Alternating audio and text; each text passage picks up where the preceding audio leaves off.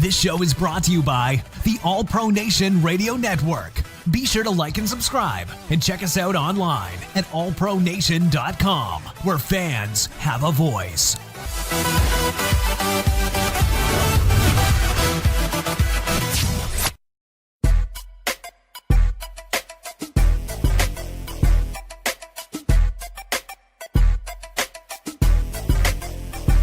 What is up, everybody? You are tuned into the All Pro Nation podcast. I'm your host, Chris Smith. As always, I got my co-host with me, Tanner Weber. Tanner, how you doing, man?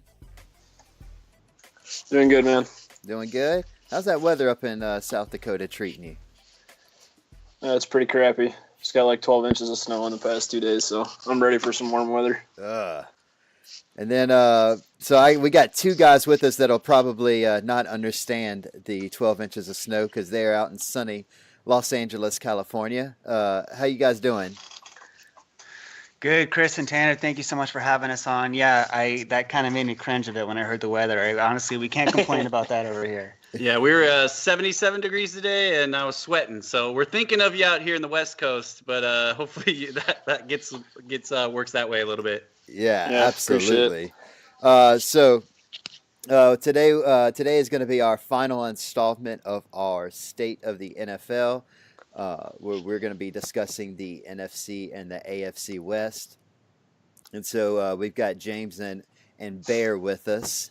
Guys, why don't you go ahead and tell everybody where they can find you on Twitter and in the interwebs so they can follow you guys. Of course. Absolutely. So I run the @Rams Podcast Twitter and Instagram handle. You can also find me at jkroger3. It's Kroeger, and we also run the @Locked On Rams Twitter as well. Yeah, Locked On Rams we're doing daily Rams podcasts. So if you guys are looking for everyday live feed, come check me out. That's @Locked On Rams, and then my personal is LA_Rambling Bear. So appreciate having us on, guys. Yeah, absolutely. So we're gonna go ahead and get started. Jump right on into the state of the NFC West. And so I guess my first real question, guys, is in general, what about the division kind of shocked you as you kind of reflecting on the 2017 season? Well, it seems like the old king of the hill in the NFC West has now been brought down, and surprisingly, a Rams team who was pretty horrible, one of the worst offenses 2 years ago, came up and became one of the top scoring offenses in the NFL. So there's a new king of the hill, and on top of that, we're seeing some of these teams that haven't been talked about so much in the past couple of years, sort of in a rebuilding phase. 49ers just got Jimmy G on a huge 5-year contract, brand new coach Kyle Shanahan, and then Arizona with Palmer retiring, they're kind of in a rebuilding phase right now, and they got a good outlook on bringing a top quarterback in there. So it's evolving and changing right now. Yeah, and just to add to that, I think really was the excitement of how fast things could turn around in LA with bringing in Sean McVay and the development of Jared Goff. It wasn't too long before we hired Sean McVay that people were saying, should Sean Mannion be a starting quarterback, and Jared Goff should be, written off as a bust. And here we are, he goes out there and leads one of the strongest offenses in the league, and how fast they turned around from 4 wins to 11 wins and hosting a playoff game. And the big win that James kind of touched on was going up to Seattle and knocking those guys off in Seattle, and blowing them out, up, 20 plus points at half was just amazing to kind of not only take the division back, but take it in such, dominating form, and seeing kind of the Cardinals just kind of not be any sort of threat at any point, and really two tails of the season for the 49ers. They started out so bad and struggled, and then going and getting Jimmy G and holding on to him for so long before they almost were forced to play him with injury, and rattling off all those wins at the end and kind of creating that storyline going into the offseason of, is this a 3-team division race? Are the Rams for real long term? How far are the Seahawks falling? So there's a lot of exciting things in the NFC West right now. Yeah, absolutely. So I guess let's start. We'll start at the bottom. So we'll talk about the San Francisco 49ers. You guys have kind of touched on it already. they really look like one of the worst teams in the NFL starting the season. Did the trade, got Jimmy Garoppolo. Still didn't play him, but then when injuries forced him to be played, it's almost like the whole team turned around. They have this great. I mean, if you ask me, I think they're going to be one of the teams to watch going into 2018 season. What about the 49ers, though? Did you expect them to struggle so bad early in the year? Yeah, so I mean, I guess with the transition that they did with, their coaching staff and trying to really change culture there, and they really didn't have a solid number one quarterback going into the season that you really could count on. So yeah, I mean, you kind of did expect. Their defense used to be the defense of old, of one of the dominant ones in the NFC West, and they they suffered through some injuries, and they just didn't perform up to really where they expected to. So the beginning of their season and how strong the Rams were and the Seahawks in that division, and you're playing those teams twice, it's really tough for them. And then they just couldn't find a win. There were a lot of close games for them that went the other way for them. So, maybe their record didn't prove to how bad they were, that, kind of showed in the record. And then the turnaround happened, and we talked about it briefly, and Jimmy G came in, and he sat there, and everyone was wondering, when's he going to get his go? He finally got his go, and he just rattled off all those wins, and now there's all this hype about them. My question is really, is it real hype? Because, the Rams, when he beat the Rams, that was our second, third string team out there that he kind of ended up picking apart, and it was, ended up being not a close game, but, I wouldn't say that they really dominated that game. And some of the other games that he had, they didn't go up against these division teams with the starters in. It was kind of mowing through the end of the season. So my question really, and maybe James can touch on it, is it real at this point with the 49ers? Yeah, I'll point to one game that I really liked. Granted, end of the season, but the Jaguars game, I thought that was a really good showing by the 49ers, especially given how tough that Jaguars defense was. To go in there and put up 44 points, I thought was impressive. Yeah, that you're right. That was a good game for them, and they fought pretty hard in that one, and Jimmy G got to kind of show out finally. But I think that really for the Jags, and maybe I'm just I'm feeding hate right now in the 49ers way, but I'm not a believer yet in it. Yeah. And I think the Jags overlooked that game as far as they were in pretty good playoff position at that point. Coming out and competing, and yeah, they played a really good defense, but I think that was probably one of the worst games that Jags defense played all year. I think they really weren't ready for it in a sense of mentally. They kind of said, we're a playoff team, we're going to come over here and we're going to just walk on them because they're the Niners. And I will give Jimmy G that credit of saying, we're going to go up and play that team and make them a believer, but they still got to make me a believer. I'm hating over here. I'm not believing it yet. Yeah. And then I guess the big question mark hanging over the 49ers will be what's going to go on with Carlos Hyde. Is he going to be able to get a deal done with less than a week before free agency? Right, and having him as a solid option and running back is going to be huge for them, because what they need to work on this year is opening up that offense, utilizing Jimmy G out there and Kyle Shanahan's offensive mind. They're going to have to, one, protect him, protect Hyde as well, and utilize him, and just kind of like the Rams did in the past couple of years with Todd Gurley, to help open up this offense to where they can get into more of those scenarios where they're tossing up 30, 40 points potentially. I think it would be a big loss for them if they couldn't retain him. I think he's kind of an undervalued back in this league, just because their offense has struggled. They haven't had really good balance there, but he's done his part. And I think with, adding Jimmy G, that combo would make that team scarier. And obviously we saw at the end of the year how they could work together, but I really think they need to get that locked up and not start from scratch there, because I think he's a quality player. Only thing in the past, he's had a little bit injury problem. So can you get 16 games out of him? But he's a workhorse, man. And I think if they can keep him there, that would be, that's going to put a little fear in the rest of the division if they can keep that combo. Yeah. And I guess my final question is regarding the 49ers is, are there any glaring needs that you see that they should probably address in both free agency and the draft?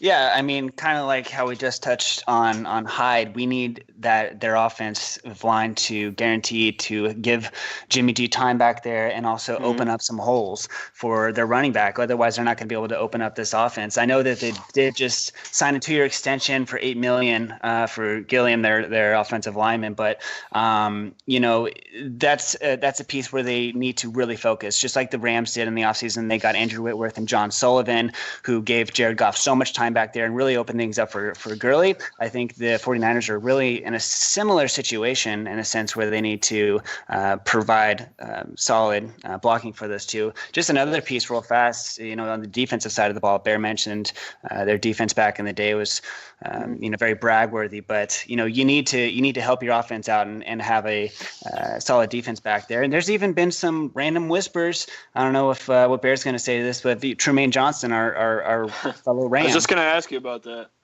Yeah, so I mean, why not? San Francisco has $60 million in cap space right now, and Trumaine's looking for a big deal, and highly likely he's not going to stay around here, but maybe he might stay in the division. Well, I think it's got Rams Nation a little worried because the way that this has happened over the past couple of years, just kind of give you guys a little insight from LA here as far as the Trumaine Johnson deals have gone. He's never really seemed super excited about being franchise tagged, which is, I understand you want the long-term deal, but it's kind of crazy when you're, a little upset about getting a $17 million contract for a year. But at the end of the day, he's looking for someone to commit to him long-term. So I could see him being interested in San Fran just for the spite factor of staying in the division.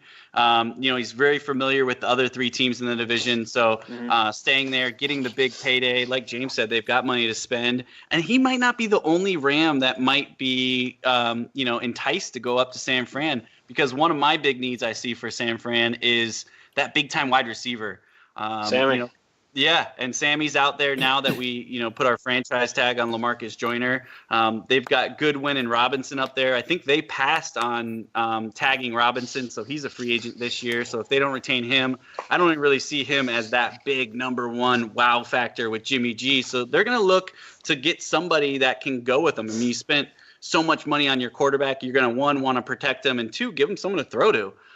So I could see that, those are 2 players, unfortunately, both coming out of the Rams that they could target and, maybe land one, maybe land both. But they've got money to spend. They would love to take those guys away from the Rams, and maybe they'd like to go up, stay in California because they've gotten used to that West Coast lifestyle. But those are my 2 things that I saw were definitely, in the cornerback and strengthening that defense, and then, getting that big number 1 wideout. And there's a few out there, but Sammy's definitely near the top of that list. Yeah, especially Sammy coming from Buffalo. He probably wants to stay out here on the West Coast. But, it's talking about some of the controversy on Twitter going around. Rams Nation is pretty split on how they feel about Trumaine. A lot of people are very loyal to him and what he's done for us. And then with Watkins, he didn't get enough opportunity. He opened up this offense and was the downfield threat for the Rams. But he really, I think I'd love to have him around for another couple of years. Of course, he's going to have wandering eyes, and San Francisco would be great for him. But I think a lot of people here really want Sammy to stick around.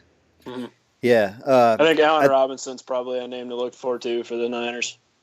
Yeah, I think it's for sure, another guy that's available. Oh, go ahead, guys. Go ahead. I'm sorry. Yeah, no, I said that's a great point. There's another guy that's available out there that, could bring in some talent. Yeah. Tanner, I know you're more of the free agent and draft guy. What do you have any other needs that you think the 49ers need to address? To be honest, I think those guys covered it pretty well. Pretty much hit it all of them, yeah. Defensive backfield is obviously probably their biggest concern right now. They don't really have much stability there other than Ahkello Witherspoon, their draft pick that they had last year. But Jermaine Johnson would be a good pickup for them. And then they are getting Pierre Garçon back this year, too. I forgot about him. Yeah, me too. That's right. And then upgrading the offensive line, obviously. That team did have a hard time staying healthy last year as well. On the, I think, did Buckner and Armstead, did they suffer some injuries throughout the year? And Solomon Thomas.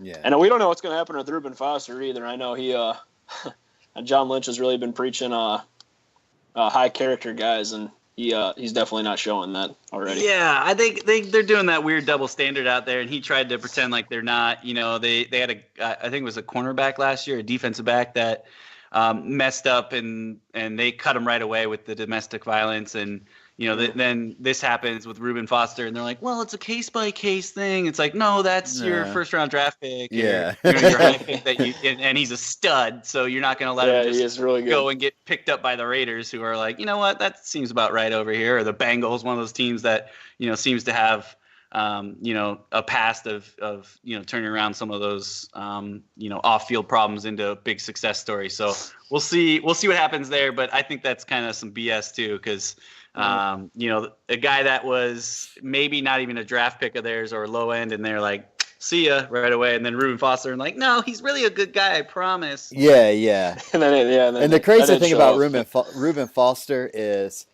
he had all those red flags about his character before the draft even happened. They knew what they were getting when they drafted him, so they can't say that bullshit.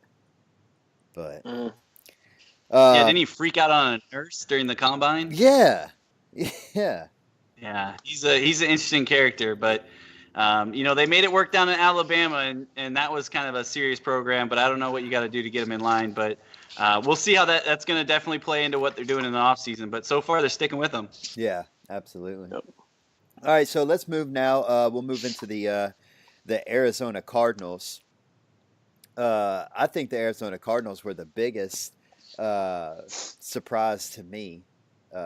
I just expected them to be a lot more competitive than they ended up being. What are you guys' takes on the Cardinals season? Yeah, Carson Palmer obviously retired and done, and last year might have just been pushing it one too many. And once you kind of take away that quarterback position, they struggled at running back. Obviously, they brought in Adrian Peterson, and that tells you kind of where they were as far as desperation of looking for something, some spark of some sort, trying to, dig deep into that career. That didn't really work out for them. So offensively, they just, all they had was Larry Fitzgerald, who still, you can't even, you look at the rest of the team and everyone else was trending down and being fantasy guys. He was still a solid play in fantasy and was putting up numbers. He was one of the only people on the team doing things. So, and shockingly enough, I thought he'd be hanging him up, but he's coming back for another year. So you got that at least going for you. They've got a ton of money. We look to see them kind of make a move in the quarterback realm this year, whether that's Kirk Cousins or through the draft and whatnot. But and then defensively, they for the longest time, in recent years, had a really really tough defense. On the corner, they did have an injury to Matthew, and that kind of was a big hit on them. But they were definitely a disappointment on the defense side of the ball. And so just overall, their team just could never find a good flow. And in this division, when you get behind the Seahawks and Rams, they weren't turning around or slowing down. So they got left in the dust pretty fast. Yeah, and speaking of being left in the dust, I think all Arizona Cardinals fans have forgotten what's in the rearview mirror, and they have all eyes on this quarterback situation, because that's going to be the seed that decides the next few years for them. And I think they're pretty excited about the potential. I think there's 35 quarterbacks that are going to be in the open market when it comes to free agency. And a lot of big names there. So I'm pretty anxious to see who Arizona's going to land. Yeah, I think they currently have 0 QBs on their roster. Yeah, I think the most interesting part of free agency is going to be this whole, where does Kirk Cousins end up? Cardinals are one of the teams. I think at this point there's too much stuff leaking that I think it's impossible that he's not a Viking.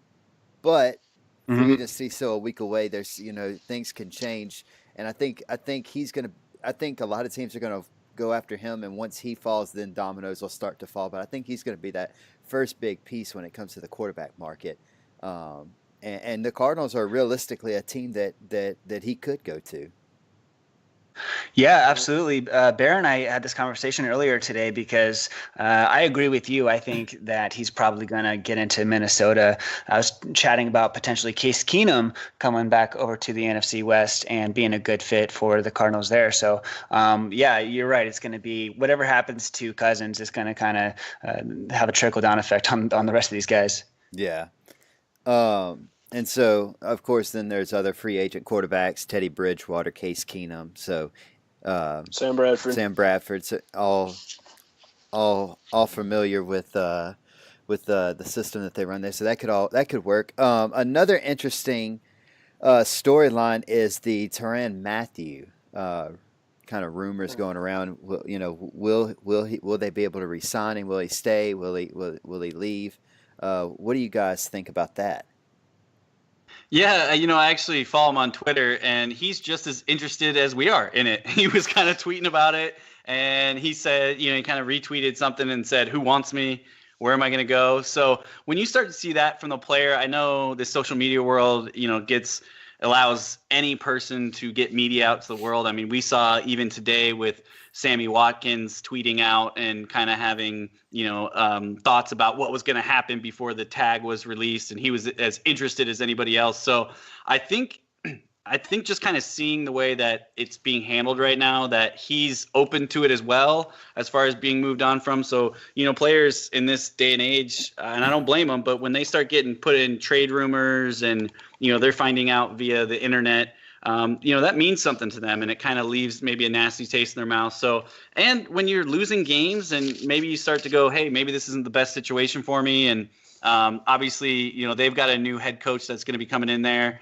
So those things go into effect of being like, hey, this is no longer a coach that I signed up with. My quarterback I was with is gone, and the defense is kind of falling apart. Maybe I can go collect money elsewhere and find a different place to go. So that will be interesting because that guy is a stud when healthy. Man, that guy is one of those players that when he can, make a play with the ball, he has a chance to take it to the house the other way. So he's not just a guy that can create turnovers, but he can put points on the board. So any team would be lucky to have a guy like him. He's a high motor guy, like you always hear. But another person definitely to watch to see how that team's going to shape up, because if they lose him in the past few years, he's been a crucial part of their defense when healthy. Yeah, absolutely.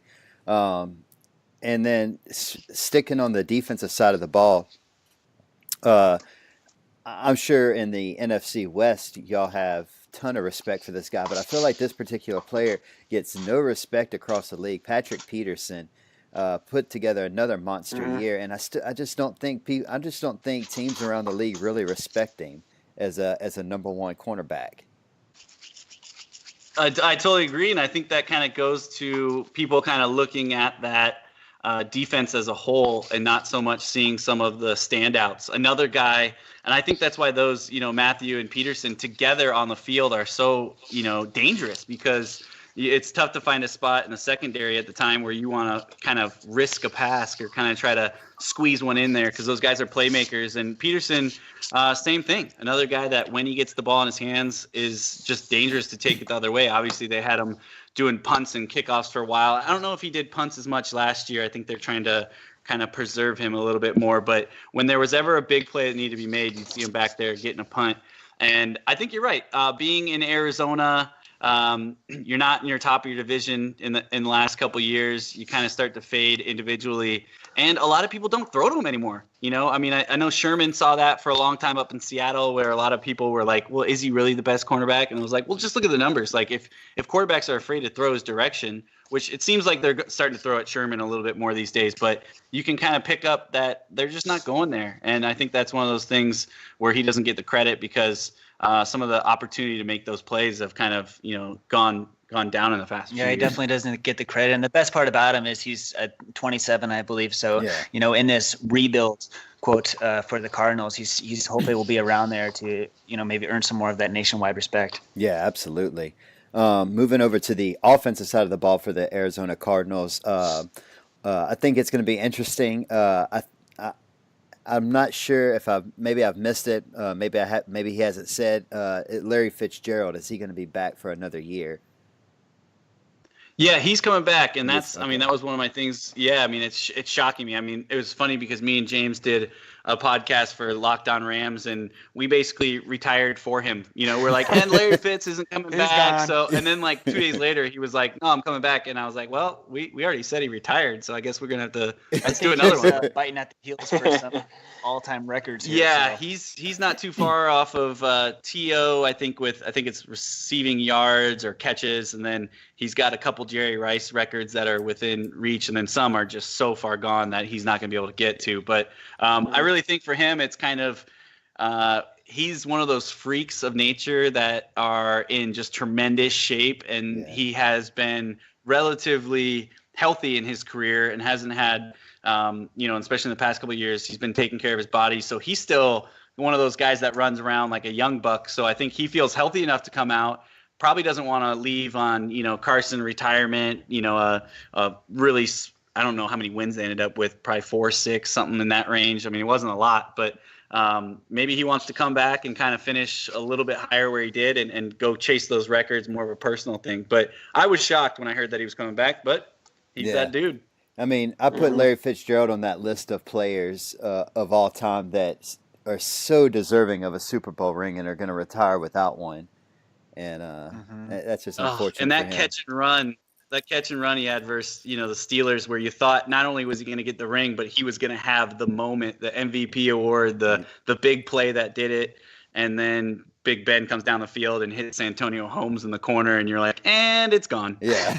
Just like ruined it for him.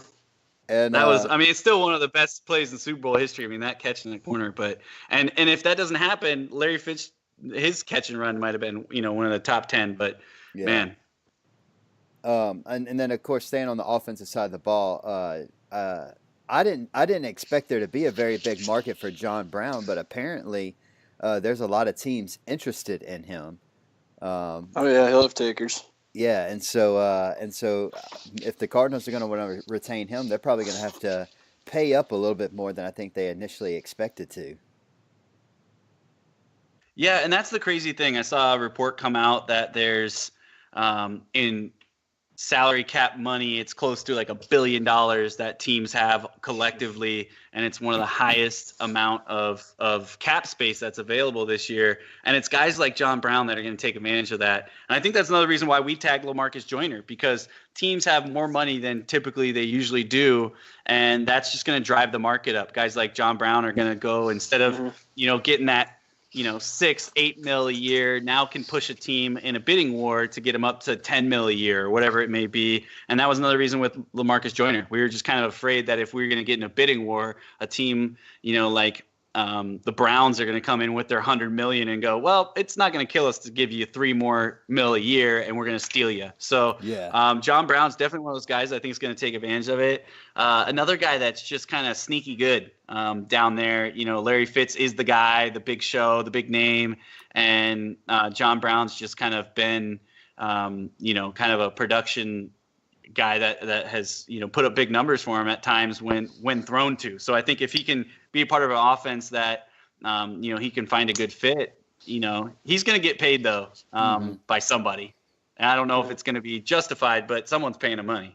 Which I'm glad we're gonna spin off on just a quick little tangent since you brought that up. We talked about this last week on our podcast about how some of these players are starting to get ridiculous contracts, and they're almost. And we were talking about Le'Veon Bell, how he wants to get $16 million a year as a running back, which is unheard of. Like the highest paid running back right now is $10 million a year. Excuse me.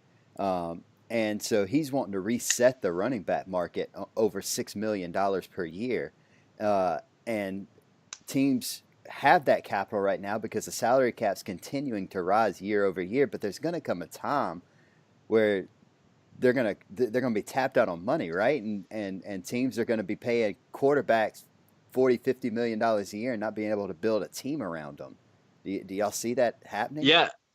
Yeah, it's crazy. No, I totally see it happening. You're right. And the money's just getting a little ridiculous. And I think it was Odell Beckham that came out and said he wants 20-something mil a year, and he wants to set the pace at the wide receiver mark and kind of explode into some crazy money, some quarterback money. And you're right. It's just going to force everything up and up. And it kind of makes me think of, you guys cover all the sports as well, thinking about NBA in the past couple of years, and Luol Deng was getting 80 mil, and Mozgov got 72 mil, and it was like all these names that you're like, oh, that guy's still in the NBA, and he just got 40 mil like for 2 years. Like the money got so ridiculous so fast in the NBA, and being out here in Lakerland, we realized those 2 big deals that they tried to make moves on to kind of stay in the market and sign somebody, but the price raised up. Luol Deng is, really 80 million to Luol Deng. I mean, I know we're kind of getting way off track, but I'm seeing the same things. Yeah, exactly. The same things that kind of happen in the NBA, everyone was going, these are nuts. I mean, I loved all the memes that came out. It was like the Hornets mascot just got 4 years, 40 mil. Yeah. But yeah, I mean, it's kind of the NFL better be careful when they're pricing this out, because it is a market and it starts to drive that. And next thing you know, you're giving John Brown, $8 million a year, and the production that he can bring you on that may not really match it, and it could get crazy. But us out here in La La Land are just worried about one guy, and that's Aaron Donald. So I'll give him the world, man. We just gotta get him back on the team. Yeah, and I think a lot of what I was saying last week when I brought it up was more, we need to be a little careful. But then seeing the salary cap come out yesterday, they were expecting it to be up to 179 million, and it actually came in a couple million below that at 177. So they're already kind of, they were projecting this high number, and it's not as high as they thought it was going to be. So now teams are stuck with a little less money. And I'm sure a lot of that has to do with some of the ratings this past year, but yeah, they're not going to be able to keep this trend. I mean, they hit a record of 5 straight years of at least 10 million or more in the salary cap raising, and eventually it's going to tap out. It's like this building bubble that has to burst at some point. Nobody really knows what's going to happen if that's happening. If that could, and then everyone's just going to go to the XFL. yes. That's what I'm hoping for. That's what I'm hoping for. They're going to make all the money in the NFL, and they're going to take it and then just and everyone's going to know what a freaking catch is in the XFL, and we're going to be gold. Yes. That's right. Wrapping up the Cardinals. What? So we hit a little bit on their defense and their quarterback situation. What other areas do you think they need to improve? Personally, I think the offensive line has got to get better, or no quarterback. Yeah, no quarterback is going to survive. Get younger. Right, and just like you mentioned, everything is going to be centered around the nucleus of the quarterback, right? So with the obvious moves you do once you land that solid guy is, yes, just like you mentioned, build that offensive line, get him the time back there to think and get the ball to Larry Fitzgerald. And, I think they could even use another solid wide receiver back there, because you want to have more than one option and, try to get this offense as open as possible. So you're right. I think they need to address heavily once they touch on the quarterback, once they figure that situation out, they need to make sure they protect him next. Yeah. Yeah, it's going to be filling those needs. And I think I heard someone over there say it was getting younger. They've got to fill that offensive line. They got to figure out who's next after Larry Fitzgerald steps away at some point. I feel like it's got to be next year. Who knows with this guy, but you got to find the next guy. And is it John Brown? We don't know. Do they want to give that money there? Or do they want to look, elsewhere? And then filling in the gaps on defense. They've really got to, figure out that front line and how they can be productive, because they had a problem for a while getting to the quarterback and really put pressure on, especially in the games that we saw versus Jared Goff.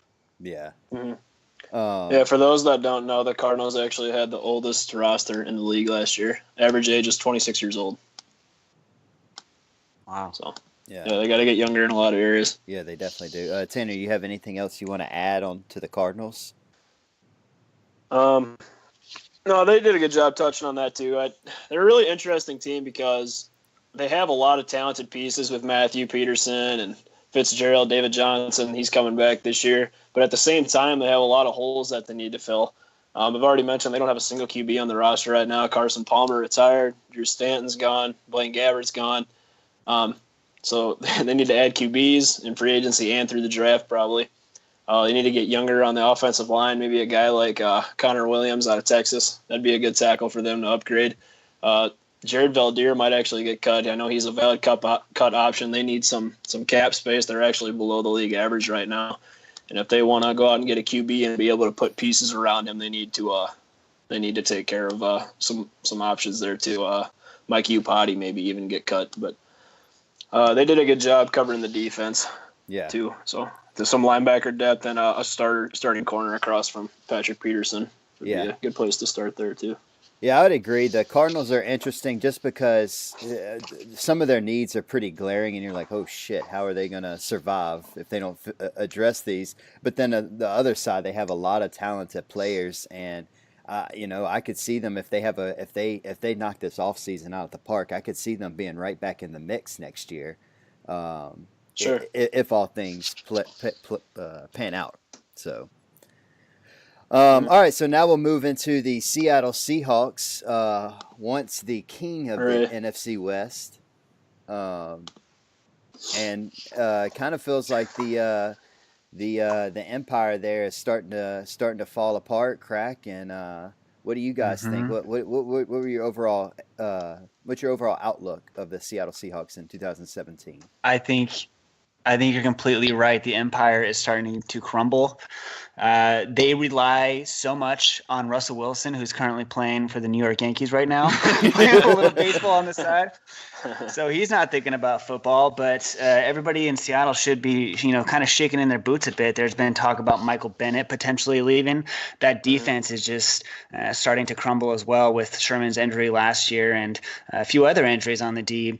They had Russell Wilson in the offense out there for too much time, and they were relying too much on Wilson. He's a great scrambler, but that tells us that their offensive line needs a lot of work as well. And it didn't seem like he had too many options to dump off to, and they need improvement almost everywhere.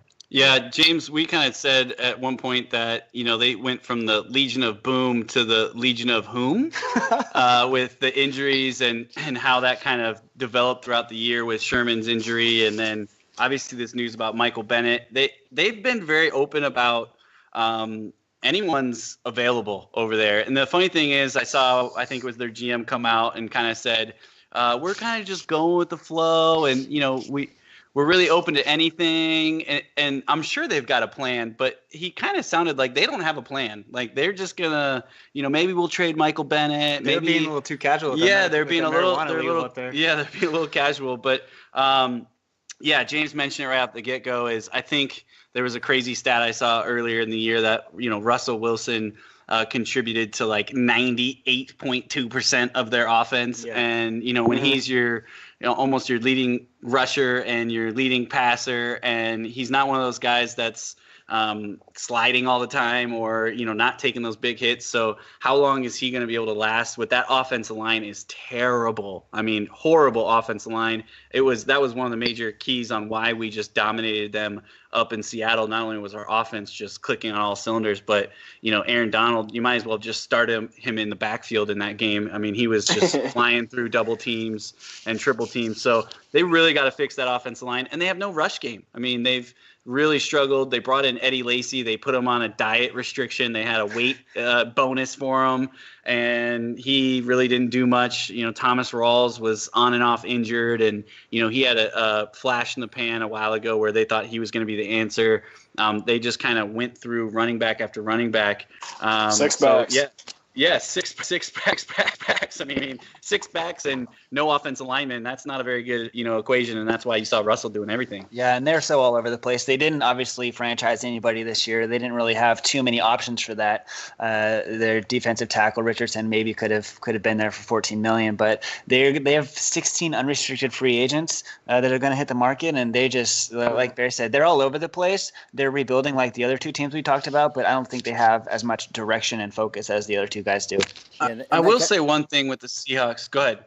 Yeah, I was just gonna say we've mentioned the lack of direction and kind of not having a plan. It's kind of the theme there, and that kind of I don't know. That kind of feels like Pete Carroll in a nutshell. Like he's just kind of out there, just kind of making it up as he goes, and his plans to get more gum. Yeah, Pete Carroll just chewing gum, man. If anything's gonna happen, I'm gonna chew gum, smile, and hug Russell Wilson. But I will say, as much as I want to write them off, it's tough because the ownership up there, although seems casual, has found a way to put, a good product on the field for a long time. Even kind of, me and James originally, are from the Seattle area. So, I mean, if you go back to the Hasselback days and the Sean Alexander days, like they've been able to kind of find a niche up there in the Northwest. And it's a tough place to play. It's not just, some little silly stat, that they're so dominant up there. I mean, it's a tough place to play up there. So if they can get back to a dominant defense, which was their MO for a long time,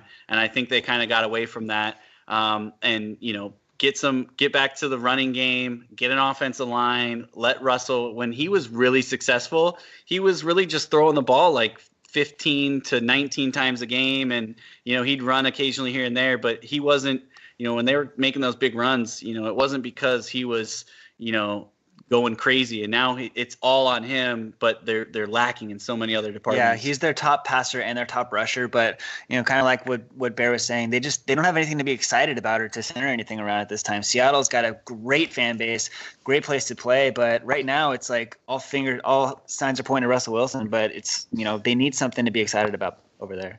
Yeah, absolutely. I actually reached out to a beat writer over there about the Michael Bennett stuff yesterday, and what he responded to me was, from everything I'm hearing, the Michael Bennett stuff is absolutely real. They want to get rid of him and hope to do so before the start of free agency, with the hope that if he's not there, the things will quiet down and things will, there won't be so much focus on, there won't be so many splash reports coming out of Seattle.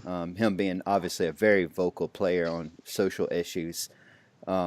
And so I think from what I was being told, that's a big play, that's a big reason why they're looking to move on. And I thought that was pretty interesting. Yeah, and then, absolutely. And then of course you look at Cam Chancellor. There was a little rumblings about him, but it's kind of been thrown out there now, leaked out that they want to get a long-term deal done with him. And then you also have Cliff Averill. Is he going to even be able to play football again? So many questions on the defensive side of the ball. I was kind of shocked that they didn't tag Richardson. So I hope they're able to get a long-term deal worked out for him. Can't afford him. Yeah. Oh yeah, they can't afford it. But I mean, that's somebody I think that they're gonna need to bring back. But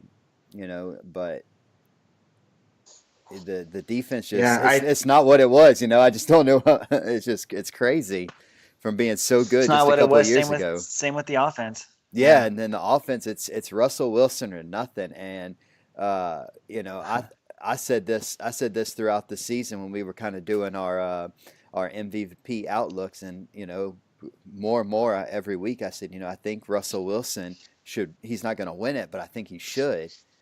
Because I mean it's him or nothing, and if he got hurt, the Seahawks weren't winning many games, if any. Be a top 5 pick this year. Yeah, absolutely.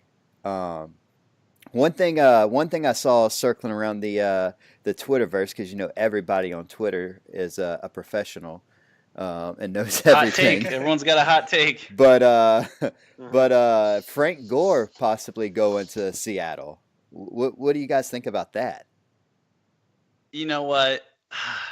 I mean, he's old as crap, but I mean, he's been productive. That's my thing is, he's performed. He's been doubted on even when Indy picked him up. People are like, really? Frank Gore still trying to get it done? And he did. I mean, he's doing it. But I just wonder, with a guy like that, a running back at that age, and the way that Frank Gore seems to tear apart a defense. He does it on a lot of runs, and not the big flash that he kind of used to be, but there's no one to block for him. So you're just setting Frank Gore up for retirement by putting him behind that linebacker or behind that offensive line. So if they can't address that in the draft and really spend a lot of, or in free agency, you saw the Rams be one of the worst offensive lines in football last year, and they went out and got John Sullivan, veteran, and obviously Whitworth at left tackle, and they kind of shifted some people around, and we were one of the only teams, I think, in the NFL to have the same starting lineup throughout the whole season. So,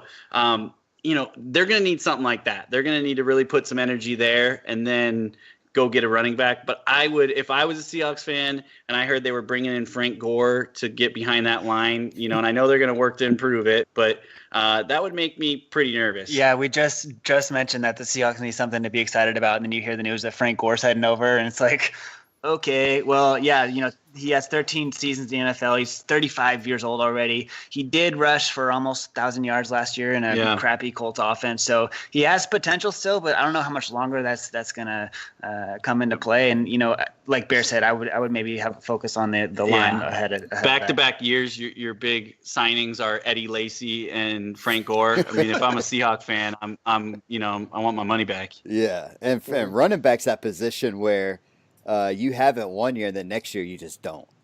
You're just done. It's very, very quick. And then I guess the other big piece of news that are coming out of Seattle is the pending departure of Jimmy Graham, who I think in my opinion, underperformed for Seattle this year. He did. Yeah, it's tough because he finally seemed to. I mean, he was really more just like a touchdown monster, and in a sense, almost kind of was comparable to how you could almost look at Sammy Watkins' year here in LA. Didn't put up the wow numbers, but got in the end zone. Right? Was Jimmy Graham in that case was a big red zone target for them, but overall. My opinion on him, he's just soft, man. He's just a soft player. I mean, there were so many times where you could watch film and see him choose not to make a block or, just get blown up on something. I mean, I saw Joyner, our newly signed franchise tag guy just laid him out and stopped him a yard short of a first down.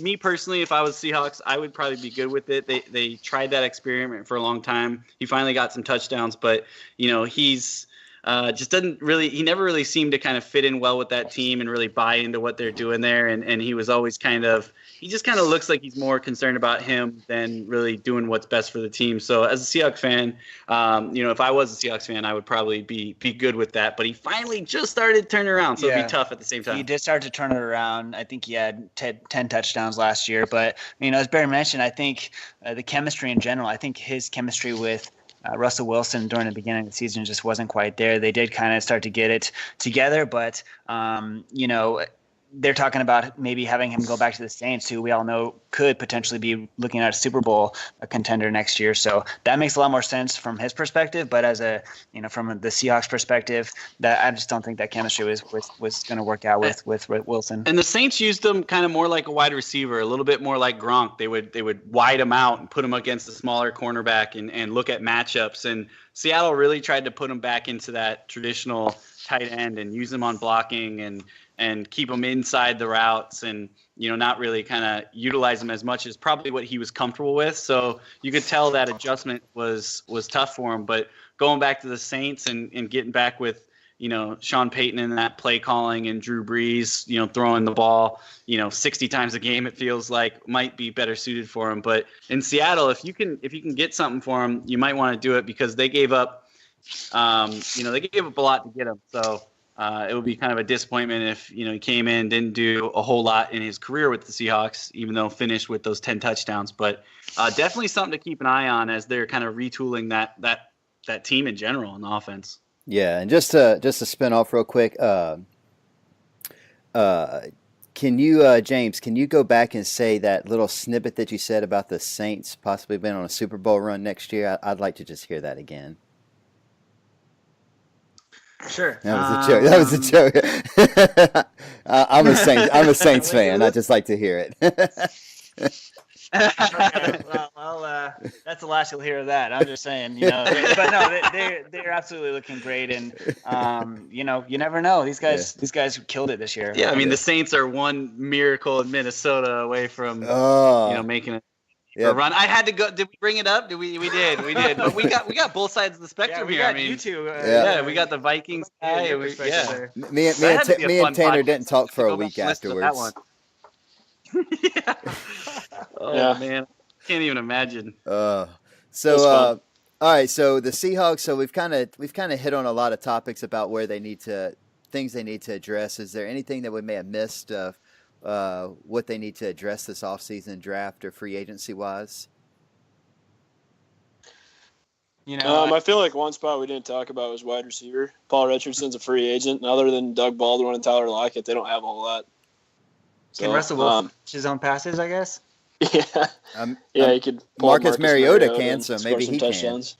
Yeah, right. No, you're very right. Like, the Seahawks, I feel like if you look in the past of what they've done at wide receiver, they're more of like a wide receiver by committee. They've never, Doug Baldwin's been the big guy out there for a while, and if you really look at him, if in fitting into other offenses, he would maybe come in and be a number one on some teams, but no disrespect to him, but they think they either have to get back to that and stockpile more wide receivers because you're right, they're a little thin there, or they try to go make a play on a guy like Sammy Watkins, like we said, that's got that vertical speed that would go really well with Baldwin, who also has speed, but also is really good in those shortcut out routes and making space for himself. So that would be a good combo for them. But you're right, in the wide receiver position.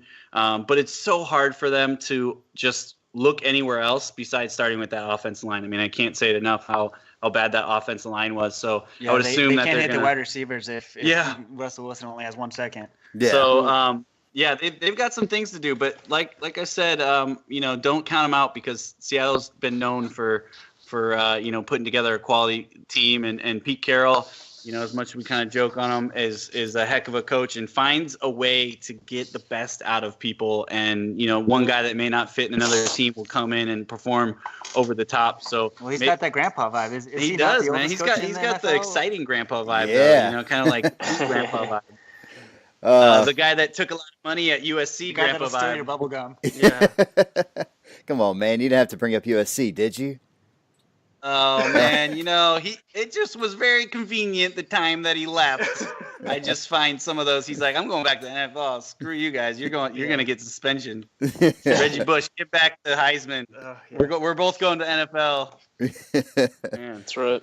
All right, so I guess we saved the best for last. Winner of the NFC West. Yeah. The Los Angeles Rams. One question before I let y'all start ranting on the Rams is, what is the overall reception to the team? I felt like it was lukewarm at best in 2016. I felt like with the winning season, kind of got the fans in LA a little bit more rejuvenated. But I still question if the move back to LA was the right move. What you guys sense on that? Yeah. I think it is definitely the right move, getting them back to LA. I mean, it's the right move for the NFL. I mean, the money and the opportunity out here, and then bigger market. Yeah, I mean, and filling seats, I think that's going to be interesting to see how that grows, because right now you're at the Coliseum. If you guys have never been to the Coliseum, although history-wise a very great, fun stadium, fan experience-wise not the best. The seats were junky.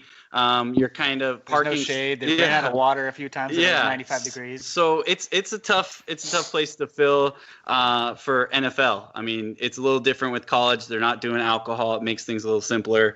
But yeah, it's definitely. When they first got here, there was a lot of like, why are you guys here again? And then you had the old school fans that loved it. I actually was talking with a guy today that said he's a Chiefs fan just because they didn't have a team out here when he was in LA, and now he's excited that he's got something to represent home. So winning always solves everything. So you could see the excitement go around. When we made the playoffs, buildings out here were represented in blue and white for the Rams, and they really got behind them. I wish we could have went out and got a victory for them, but you could kind of see it building. And then the nice thing is when the Chargers came, you saw people really standing up for the Rams, being like, well, why the heck are the Chargers here? Stay in San Diego. This is the Rams town, and you kind of saw that ownership right away of being like, no, this is a Rams town. Like, why are you even leaving San Diego? So you always hear be the first to market, right? And the Rams obviously moved at a good time to get fans that were either on the fence or didn't really have a team.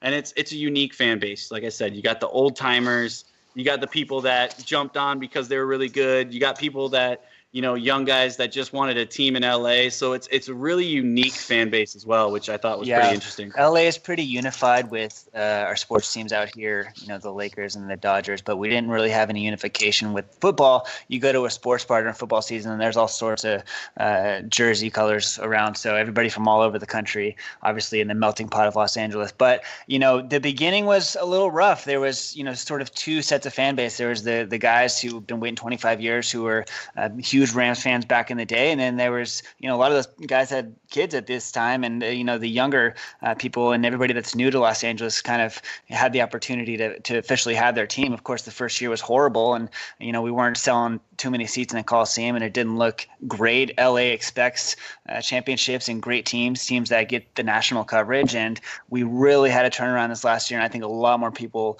continued to jump on board and unify around this team. Like Bear said, the whole city was watching when we hit that playoff game. Yeah, well, your first year y'all had the Jeff Fisher disease that y'all finally got cured of, so that helped. We don't say that name anymore. So the Chargers, just to ask, they're not being as politely received as the Rams are. Absolutely not. And it's pretty funny. There's just a lot of mocking of them on social media. And it's funny, they had a commercial. They made a commercial, and it was themed around why become a Chargers fan. Why should you support the Chargers in Los Angeles? And it was just like very corny, like we work really hard and we're passionate about this team. And it's honestly kind of sad. I don't know one Chargers fan from San Diego that stuck with them and then moved to Los Angeles. And I don't really know anybody who's a Los Angeles Chargers fan. I don't know if you do, Bear. They're stuck in our soccer stadium for now, StubHub Center, that seats like 25,000. The Coliseum seats more like 90,000, and they're going to be, we're going to be carrying them in our stadium they're paying essentially nothing to play in our brand new amazing stadium that's coming out in a few years. So everybody's just kind of, there's a lot of hate on the Chargers in LA. Yeah, it's tough from being down in Carson. They're not in the city. They're not, about LA people, they very stick to your area type of thing. No one's going down to Carson to try to go represent an LA team. Obviously, the soccer team was down there and struggled a little bit with attendance as well. But it's going to be interesting to see how when we both get in the same stadium, James mentioned it, you see a lot of people, kind of like you said, teasing them about, being our little brother in the stadium and you guys are renting from us. But the crazy thing is winning solves everything. So if they could turn it around and actually get some wins going, who knows how that's going to happen. But I think the big thing is they really pissed off a lot of their fan base. So, and it's so close to San Diego. So some of the people that were San Diego Chargers fans maybe not lived in San Diego and they're a little bit closer to LA or, elsewhere in California, but it just they just piss people off. So I think that really hurt is when you have your fan base and you wanted to bring them elsewhere in the state of California. It just was off to a rocky start. So yeah, and like I mentioned in LA before this, there were so many fans from other teams. So it was funny a few times for the home games for the Chargers. It was basically a home game for the visiting team. I know that happened for the Redskins, and I'm pretty sure it happened for the Eagles were crazy. Yeah, the Eagle was just it was all green. Yeah. Yeah. So, all right. Well, that's interesting information that I was legitimately curious about. I didn't know how either team really was being received. So that's good information. All right. So let's talk the Rams season. What was your guys' overall opinion of the Rams season? I mean, coming from the previous year, it was just nothing but excitement. Right. We hired the youngest coach ever in modern times in the NFL with Sean McVay. We jump out immediately and get a couple offensive linemen, a couple of solid receivers, Robert Woods and Sammy Watkins. And the first couple of games of the season, we were watching with so much excitement, and Bear and I were just like, is this real? I mean, are we just going on this exciting little journey here, and we're just going to hit the wall in the middle of the season? But no, they just continued to excel and surprise us and grow better and better, and it was just nothing but excitement. Yeah, a couple points during the season where you started to like James said at the beginning, we're like, all right, we beat a couple teams in our division, and the Niners weren't supposed to be that great, and Cardinals, and then we went on the road and played Dallas, and this was fully loaded Dallas. Zeke was there, and you go and you win on the road there, and then they rattled off 4 or 5 road victories in a row, and you're like, man, not only are we a good team, but we can play anywhere. Went over to London, picked up a win. So that was the exciting part of kind of starting to believe in it, and then kind of seeing the Jared Goff growth. And a lot of people, like I said earlier in the podcast, were ready to kind of write him off as a bust. And with Sean McVay and watching his play calling, I mean, he's one of those people that you kind of want to watch the offense just to see some of the crazy plays and the schemes. And he'll set up a play, from the first, second, third quarter just to throw in this play in the fourth that, he set you up the whole time to work in, that play that works like, a charm. And then there were some really big, exciting plays. I mean, we get to see some of these guys like Robert Woods come in. And when we signed him, people weren't really, over the moon about Robert Woods. And, he had some decent time in Buffalo, but, it was kind of like a filler position. But to see him excel and do so well and be so involved in the offense and, go get Cooper Kupp in the third round and see him, be one of the best rookie wide receivers this year. Had a couple big drops for us, but I think that's what you want with a rookie, to kind of have those downs so you can build off of them. But man, just overall excitement. If you can't tell in the voice, man, it was just exciting year out here. Let's not forget Mr. Todd Gurley, who, also became a prime receiver for us in a sense, going off for a lot more receptions this year and was just dominant in the open field, jumping over people. Him and Goff together were just so exciting for us to watch. Yeah, and I mean, and he himself put together an MVP caliber season and would have been worthy had he won it. And I was a little down on Todd Gurley going into the year, and so he definitely proved me wrong. Mm-hmm. Same here. Yeah, we got a lot of fantasy fans who relied on him his rookie season, and then I didn't know what they were doing last year, and then all of a sudden he's back. If you guys play fantasy, he was one to have on the team. Yeah, kicking myself in the butt here because I had in every draft I had a chance, and I had him last year. I took him number 1 overall pick because I was like, I'm doing the podcast. I'm going to support my boy. And, at that point, you just got to pick who you want at number 1. You think you can't go wrong, but man, did I go wrong. And so this year I go, you know what? Maybe I jinxed him. Let's stay away from him. I don't want to have to hate him on the podcast every week because he's, bombing numbers. And then the whole year I just had to have James sit here and go, and Bear, didn't you pass on him in the second and third round? So bummer there, but yeah, he was just a monster, man. And I really hope that he can continue to do that because the great thing about him is we utilized him so well early in the year with the amount of carries we gave him. There were times where me and James were yelling, give him the ball more, at times where we were struggling offensively, but we were able to keep him healthy throughout the whole year. I think that's huge for a guy like that who, is big on speed and big on power. So exciting things to come. And out here in Rams Nation is, all right, we did it year 1. Now can we show the rest of the world that, this is a trend we're going. It wasn't really just putting it together and getting lucky. This is the team we are. Yeah. And so going into the off season, what are some moves that you hope to see out of the Rams come free agency next week and then the draft next month? Well, they're already continuing to, build on our trust of the executive team. Les Snead over here with their moves they made so far. Yeah. I mean, Marcus Peters was huge for us. We're all super jacked about that move. Unfortunately, we had to let go of Robert Quinn in that situation. But we already got a lot of things going on that we're excited about, and we haven't even hit it. Yeah, it was awesome to see us make 2 big moves even before the league year started, which is always pretty exciting to kind of just get going. They already knew. I think they had that feeling that Tremaine, although still part of the team, isn't going to be here. So they filled that need immediately, which was awesome to see. You're always going to have those cap casualties to try to save some money. I think that's what we did as far as in the Quinn deal because – although he came on strong, he's had injury problems. He's about 27, but his body seems to be at about 34 these days.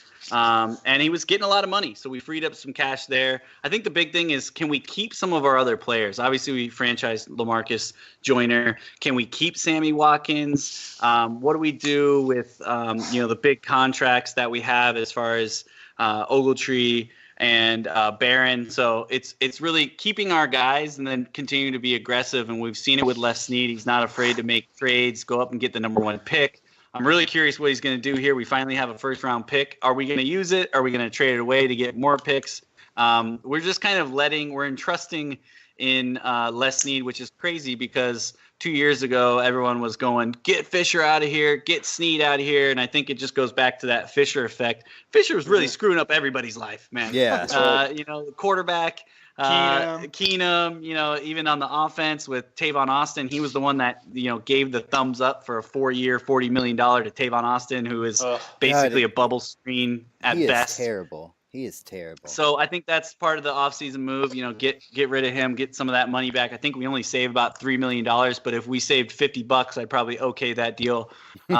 So yeah, can we keep the core? Because we talked about one of the oldest teams being in the division, and we're definitely one of the youngest teams in the league. So can we keep our core that's young and talented and add a couple veterans to fill some of those roles? Yeah. Can we do that? And then kind of to more answer your question on what we should address in the offseason, I think two things. One, the defensive backfield, which they've already started to do. Linebacker situation back there. We may see some moves, some chess pieces move around a bit, but of course we're trusting in these guys. And then I think we need to build some more depth on the offensive line. Yes, we made moves last year to have a solid offensive line, but we have veterans. We have Andrew Whitworth, who's been in the league for a while, and John Sullivan, our center, who had some minor injury issues, but he may be available again this year. And I think we need to continue to build depth on the offensive line because we really got to protect those guys, Jared Goff and Gurley back there.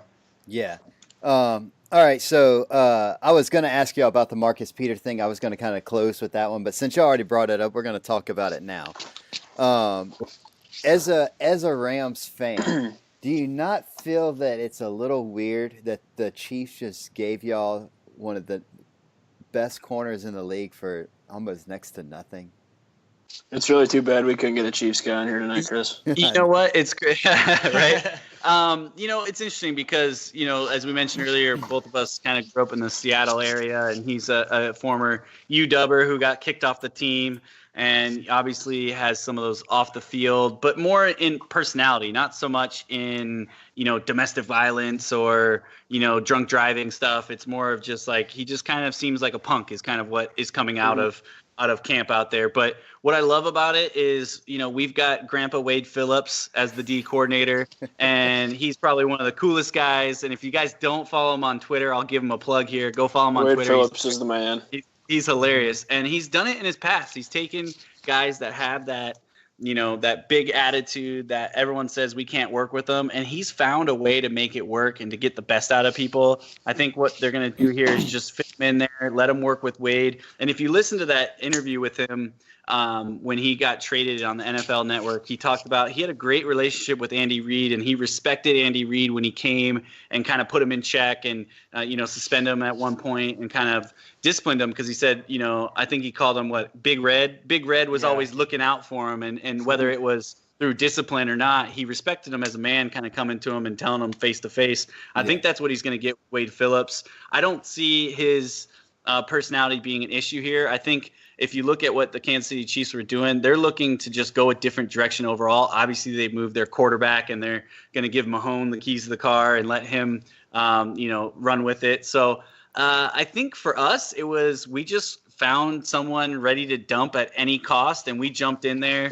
and just happened to be the lucky team that, gave up a, second rounder and a fourth rounder in a couple years and stole them in a sense. You're watching some of those Chiefs thread. Yeah, I think people were, understood some of his problems, but at the same time, the man's just a playmaker. And another one of those guys that when he gets the ball in his hands, he's look out for six. He'll take it the other way and really change field position. So he's not a guy that's going to get a pick and just step out of bounds. He's going to try to make a play, and I love that about him. Yeah, I guess my biggest concern when I saw the trade go down and I was thinking, oh man, the Rams kind of just stole Peters. I guess my biggest thought was, because he does have some off the field issues, and my biggest thought was, is Sean McVay being the youngest head coach, will he be able to kind of keep him corralled and keep him under control, the way Andy Reid was able to do? Yeah, and Sean McVay, for as young as he is, he's such a great leader and has built such a good chemistry with this team. There's no doubt about it that he's going to be able to take him under his wing and add to that chemistry, and then to kind of counteract the youngness there and the question of will he be able to control him. Like we just mentioned, we got Wade Phillips, who's one of the oldest coaches in the NFL. And what I loved about Sean McVay last year is if you watch some of the games when the defense was on the field, you try finding the head coach. You better look over to the sideline next to the water cooler because he was down there on his notepad. He wasn't really involved as much as people would have thought at the defense. He just let Wade take take the car and roll with it. Yep. So I think that's going to be the same thing with Peters. Is obviously, McVay's the head coach and is going to, lead the team and, obviously have some influence there. But at the end of the day, this is Wade Phillips' defense 100%. And we're going to lean on him big time to really get Marcus Peters on the same page with us. And one of the earliest items that McVay brought to the table was team discipline. Yeah. He's up at 4 a.m. and he's got his rules with these guys. So he walks in the room and everybody turns to pay attention because for being as young as he is for a coach, he has these guys under some strict discipline and it's working. Yeah, and I agree. One last question I have on the Rams before we move over into the AFC, and Tanner can vouch for me. I kind of like to stir the pot, so that's the only reason I'm asking this question. Stir it up. But the rumors that came out toward the end of the season about Sean McVay and the Rams kind of cheating the headset in the quarterback's helmet system, and him making more of the checks for Jared Goff at the line of scrimmage when the headset probably should have cut off. Do y'all buy into that? What's your take on that? Yeah, we had a couple of podcasts about it and talked about it on social media. One of the biggest things is everybody's headset cuts off at the exact same time. There's not somebody back there waiting to push the button.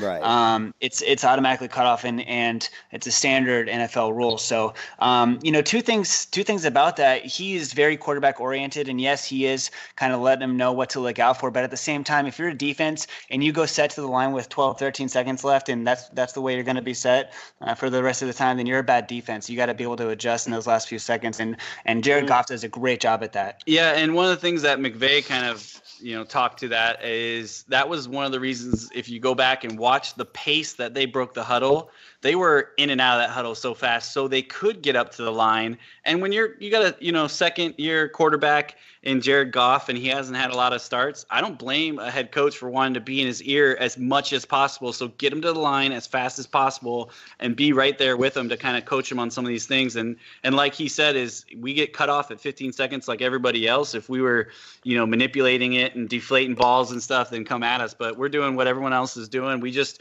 took advantage of more time by getting up to the line faster. And Jared Goff kind of, like McVay said later in the season is, he was still communicating to him, but all the things that he was saying, almost Jared Goff would be finishing that sentence. So he was right there on the same page with them. So I really think it was a non-story that kind of came out and was, brought to national attention with it. But I think it's all good. And hey, if you ain't cheating, you ain't trying. Yeah.